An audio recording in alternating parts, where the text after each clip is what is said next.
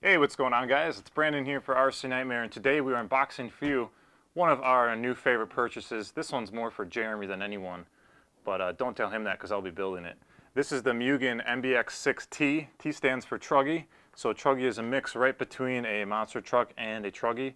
A scale, you gotta have a center differential, gotta be all-wheel drive, yada yada yada. Let's take a look at what we're setting this up with. Here we have the Tekin A-scale system. This is for a Truggy. This is the 1550 kV model. Much lower kV than what you usually expect, like our Mugen buggy behind me. That has a 2050 kV in it, or the 1950 kV. You know, with a buggy, you got smaller tires, less load. It's all about higher end stuff. We'll be running a big old lipo in this thing, so the lower kV will be great. Tons of torque, lots of wide tires to have a lot of surface area to the ground to help transfer that torque to the ground. Truggies are a lot of fun. There's a lot that you can do with them. Then we got a Savox servo. This thing I'm pretty excited about. This is going to be probably the craziest servo we've ever installed in terms of overkill. This is the high voltage servo, so this thing is 277 ounce inches, just about where we want to be for a Truggy. 300 would be okay, but we got it because of the speed. 0.065 transit time. That is blazing fast. You run a lipo right into this, a 2-cell lipo. We'll probably run it regulated for good measure, but nonetheless, plenty of speed, adequate torque. If you can produce that kind of torque and still hold that speed, I think should be pretty nuts. So we're hoping that'll be more than enough for what we're going to be using it for. And then of course we got a Spektrum receiver for our Spektrum radio. So I'm going to set these aside and show you the next piece. This is actually a Nitro powered truck. It is a roller. It's 80–90% assembled. It's got a Nitro engine mount on it, gas tank, all those goodies. We're going electric with it, as you know. So we bought the electric conversion kit. Mugen themselves sells it. It's a great piece. You get a whole new chassis plate. It's milled out just for electric components for the battery tray and the motor mount. And then you get everything to go along with it. Like I said, battery tray, Velcro straps, the electric spur gear, pinion gear, the new diff mount because we're going to be losing the disc brake that would be used if it was a Nitro. New servo and radio tray for it, and all the hardware and little knickknacks you need to go with it. Complete kit, fully set up. Mugen themselves makes it. It doesn't get much better than that. Let's open this thing up and take a look. Here's how she comes. Clear Lexan. Again, that's for you to paint. We're excited about that. We're going to do a pretty cool paint scheme on it. They already have these big cooling holes cut out of it. Again, this is for Nitro, so the Nitro cooling head would be sitting right in here, and you'd want all the airflow going over it.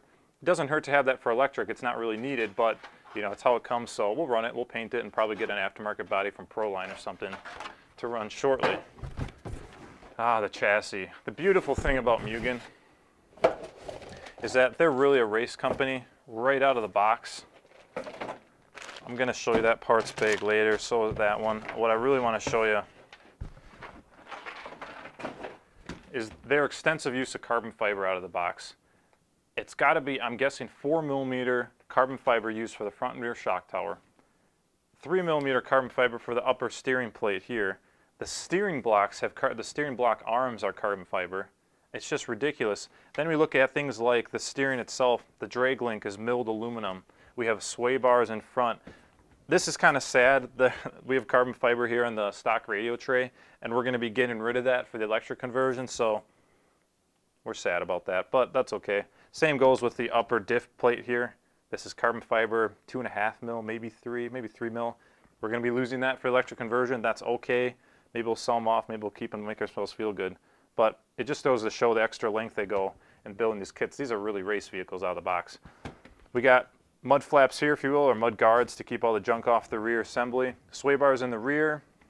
Obviously you have 17mm wheel adapters.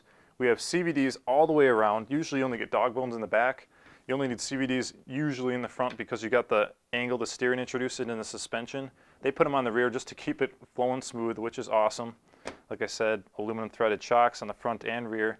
Even the kingpin balls are not what you usually see. It's a two-piece design. I'm sure you guys could fill me in on this a little bit more. We have the same ones in our buggy, and I noticed that it's bi-metal. They have steel and then aluminum balls, and the aluminum balls looks like they're anodized. That just gives you really smooth response on those pivot balls so it doesn't bind up. Again, like all these little things add up. It shows you a company really what they're making this for. Pin retainers, front and rear, all machined aluminum. Same on the back, aluminum there, aluminum on the front. If you're running this Nitro, they got a really nice stock engine mount on here. It's got a heat sink mount for it. Again, milled aluminum. The steel spur gear is just for the engine, or for the Nitro, so we'll be getting rid of that and going with the plastic one. Why? Well, steel is nicer in Nitro because it'll resist the heat quite a bit better. Our electric system is not going to produce that kind of heat, so plastic will do just fine. It's plenty of pitch, plenty of tooth width to help hold the torque, so we're not worried about that. Again, spill guard here in the gas tank, really cool if you're running Nitro, we'll be getting rid of that. These guards here I think we'll be reusing, so it'll be nice. You got steel threaded turnbuckles all the way around. Even though rear wing braces are milled aluminum, I mean, it's on and on and on.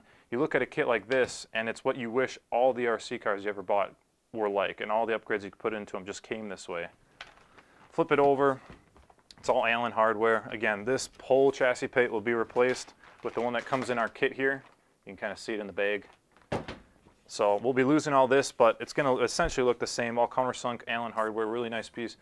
A-arms on these things, huge, beefy, tons and tons and tons of plastic and bracing to handle the huge load that some big old wide A-scale tires are going to be putting to it.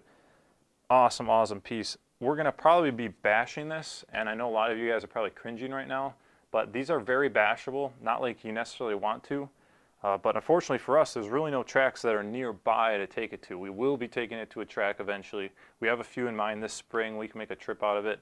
But for now, it's just going to be bashed around. In terms of an all-around basher, you can't really beat a Truggy. They're a ton of fun. I mean, the list of things that you can do with these just go on and on and on. And the fact of the matter that we don't have to upgrade anything out of the box except for the electric conversion is just great. So I'll get you some close-ups of what comes in here. Here's our system for it. If you have any more questions about any of the parts we're going to be throwing on it, feel free to comment down below. Almost forgot these parts. Again, this is just a huge bag of spare parts and the wing. Again, most of this probably not going to be used for Nitro. So again, any questions about anything you see here, feel free to leave comments on down below. If you like the videos, you like what you see, please hit the subscribe button up top. Check out our website while you're at it. It's rcnightmare.com. We got a great forum on there. All the videos are up there. We try to help people anywhere we can. So appreciate you guys watching this video. We'll see you next time.